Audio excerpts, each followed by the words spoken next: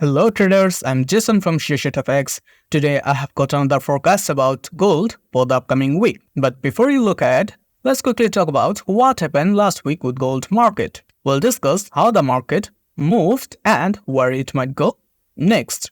So we'll start our analysis with the current market structure of gold on hourly time frame. So last week you saw that after this change of character, market switched bearish, and afterwards market continued to create lower lows, lower highs, lower lows, lower highs, and lower lows. And last Friday, just before the NFP news release, market consolidated for a bit. Then during NFP news release, market went through this structure point, sweeping out all liquidity and induced traders to sell side. But afterwards, market completely switched bullish with impulsive candle upwards and mitigated this supply zone. So technically, yes, market switched from bearish to bullish at this point. But as this range created from NFP news release, we are cautious about this bullish shift. So what are we expecting from gold on hourly time frame? So from hourly time frame perspective, we are expecting that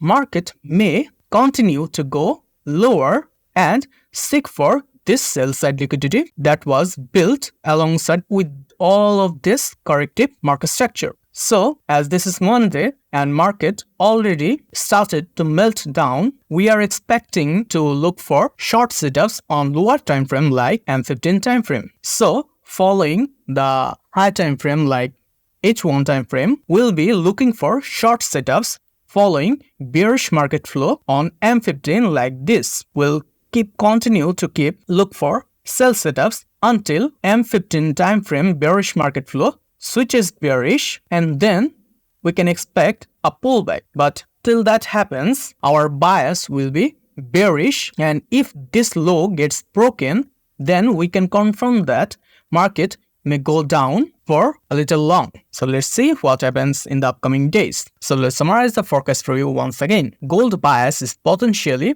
bearish this week. Last week, we saw clear bearish market flow was in control. But due to NFP, market has created a huge structure. So just follow lower time frame bearish market flow like M15 until high time frame switches bullish and break impulsively above this high.